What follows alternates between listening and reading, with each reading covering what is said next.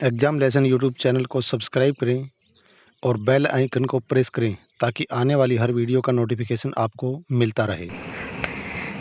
नमस्कार बच्चों, आज हम कक्षा 11 विषय संस्कृत के विज्ञान नौका पाठ का अध्ययन करेंगे। विज्ञान नौका शब्द का अर्थ है विज्ञान रूपी नौका और इस पाठ में हम वैज्ञानिक युग के बारे में पढ़ेंगे। कहते हैं कि विज्ञान हमारे लिए वरदान है तो अभिशाप भी है। अतः इस कविता संग्रह में, इस कविता में हम जानेंगे कि किस प्रकार विज्ञान हम सब मनुष्यों के लिए या सभी जीव जंतुओं के लिए घातक सिद्ध होता है। आइए पहले पढ़ते हैं पाठ परिचय। प्रस्तुत पाठ 1933 में पुरी उड़ीसा में जन्मे कवि प्रोफेसर श्रीनिवास रथ द्वारा रचित कविता संग्रह तदेव गगनम शैवधरा से संग्रहित है। तदेव गगनम शैवधरा से यह पाठ लिया गया है और इस कविता संग्रह के लेखक हैं प्रोफेसर श्रीनिवास रथ और इनका जन्म सन 1933 में उड़ीसा के पुरी जिले में हुआ। श्रीनिवास रथ बाल्यकाल से मध्य प्रदेश के विभिन्न नगरों में रहे और अपने पिता से पारंपरिक पद्धति द्वारा संस्कृत का अध्ययन करने के पश्चात उच्च शिक्षा इन्होंने काशी हिंदू विश्वविद्यालय में प्राप्त की। तो मध्य प्रदेश में भी इनका निवास स्थान रहा और काशी हिंदू विश्वविद्यालय में भी इन्होंने शिक्षा ग्रहण की। ये विक्रम विश्वविद्यालय उज्जैन में संस्कृत विभाग में प्राध्यापक एवं विभागाध्यक्ष रहे।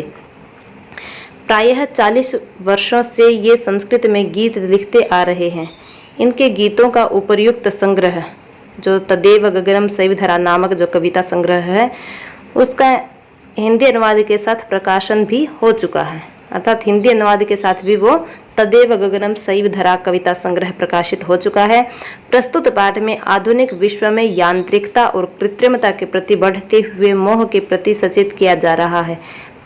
मशीनों के प्रति और कृत्रिमता जो भी बनावटी वस्तुएं हैं, मनुष्य द्वारा निर्मित जो वस्तुएं हैं उनके प्रति बढ़ते हुए मोह के बारे में हमें सावधान किया गया है इस कविता के माध्यम से कि जीवन मूल्यों को भुलाकर नई भौतिक तकनीकी से मानव को अभिभूत नहीं होना चाहिए।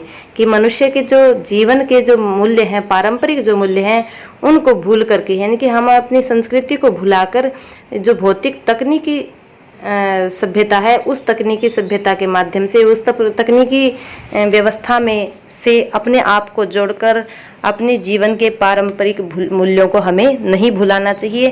अर्थात जीवन के पारंपरिक मूल्यों का साथ साथ उसी प्रकार पालन करना चाहिए और नई संस्कृति से जुड़ने का भी प्रयत्न करना चाहिए। आइए पढ़ते हैं पाठ। विज्ञान नौका समानीयते। विज्ञान नौका का अर्थ हो गया विज्ञान रूपी नौका।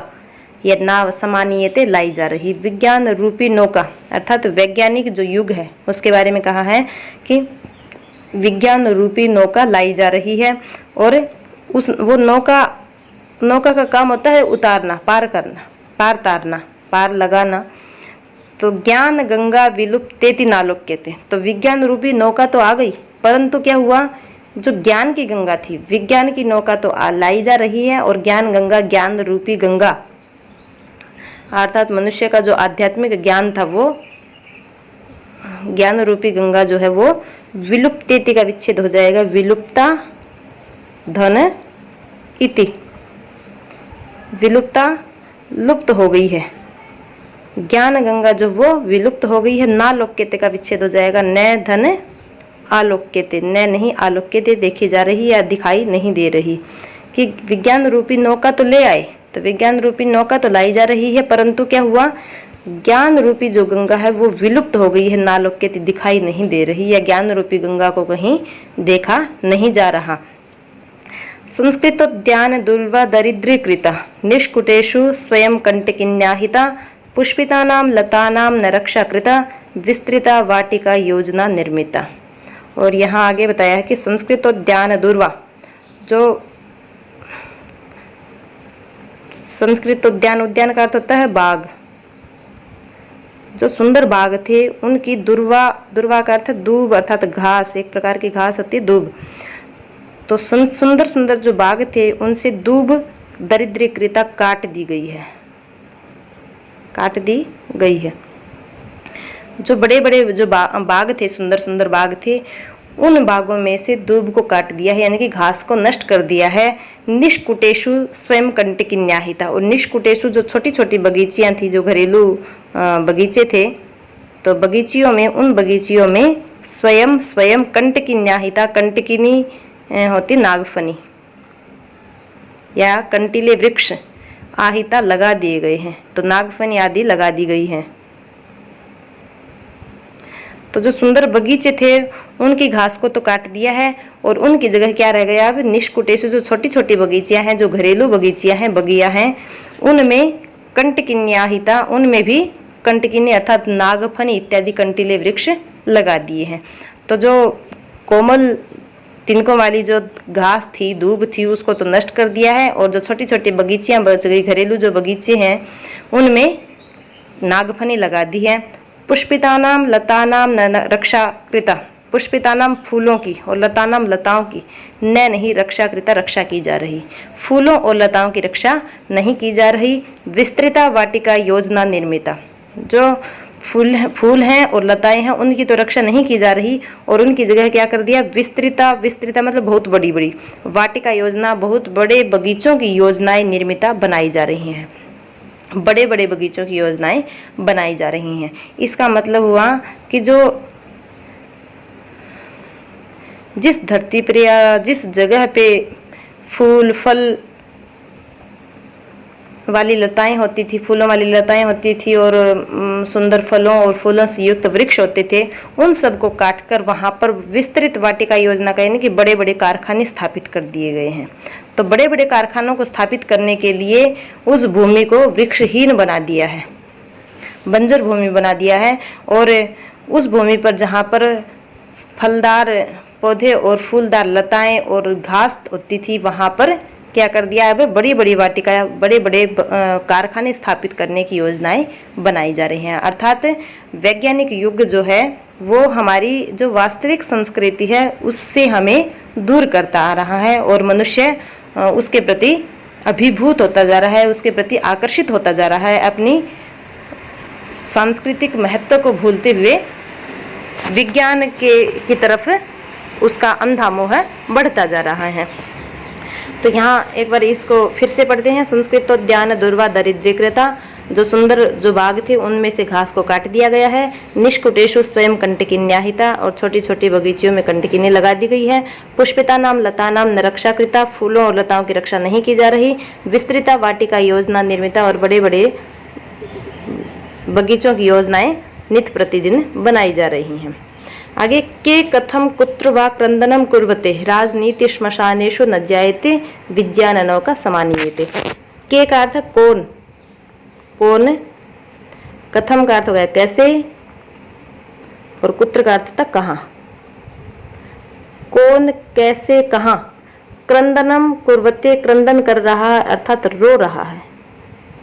कौन, कहाँ और कैसे रो रहा है।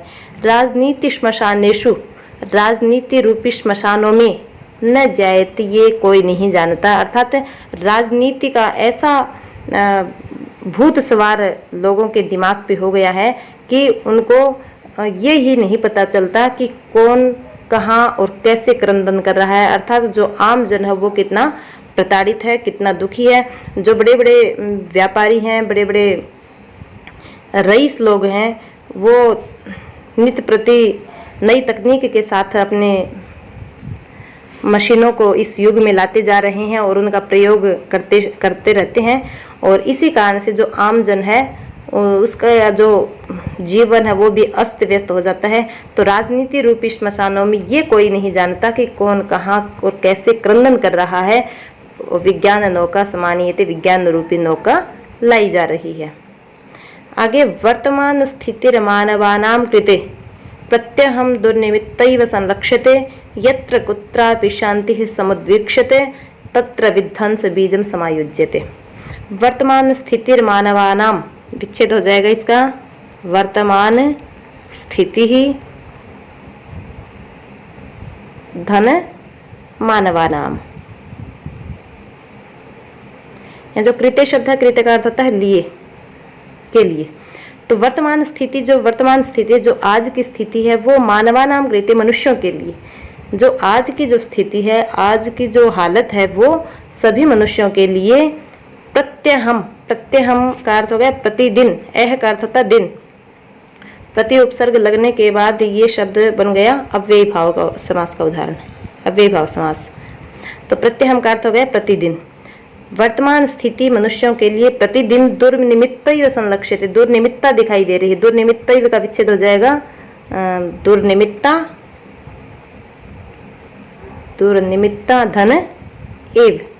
दुर्निमित्त का अर्थ होता है, निमित्त मतलब कारण, से कारण, तो दुर्निमित्त बिना कारण के या अमांगलिक या अशुभ या जिसका कोई कारण ही ना हो, बेवजह